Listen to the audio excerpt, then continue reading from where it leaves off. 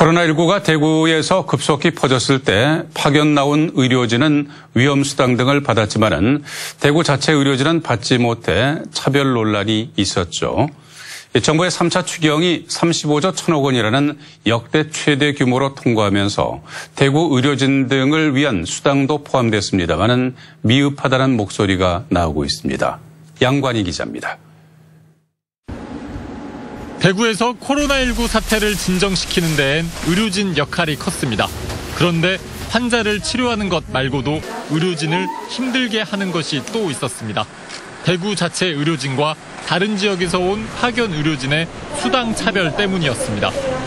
파견 온 의료진은 하루 5만 원의 위험 수당 등을 받았지만 대구에서 쭉 일해온 의료진은 같은 일을 하고도 수당을 받지 못했습니다. 문제가 불거지자 이낙연 의원은 미지급 문제에 공감한다며 추경안에 반영하겠다고 말했습니다. 받은 분들 사이에는 불균형이 생긴 건 사실 아닙니까?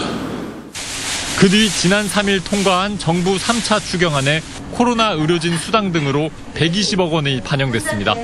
대구를 포함한 전국 86개 의료기관에 의료진이 수당을 받을 것으로 보입니다.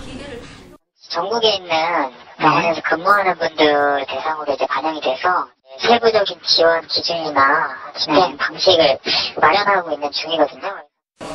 다만 대구 의료진과 대구시의 요구에는 턱없이 부족한 예산입니다.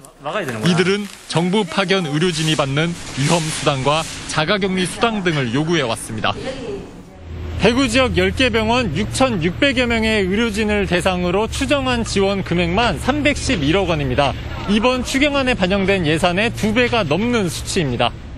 차별받는다고 느끼게 됐을 때 2차 팬데믹이나 다시 기꺼이 현장에 들어가서 자기 이제 위험을 무릅쓰고 일을 할 거냐와 관련돼서 굉장히 우려된다는 얘기를. 정부는 늦어도 다음 주까지 세부적 지원 기준을 마련하고 지자체를 통해 의료진에게 수당 등을 지원하겠다는 입장입니다. 120억 중에서도 아마 한 20억 정도 이제 불가능한 수준이거든요. 가장 고생한 대구 지역 의료진은 중앙 파견 의료진에 비해서 10분의 1 정도밖에 못 받는 그런 상황이 되고 있습니다. 지역 의료진과 파견 의료진의 수당 차별은 대구뿐만 아니라 코로나19 환자를 치료한 전국의 병원들이 같은 상황입니다. 2차 유행에 대비해 의료진 간 차별을 일으키는 현재 의료진 수당 체계와 적은 예산은 손을 봐야 한다는 주장이 나옵니다. MBC 뉴스 양관입니다.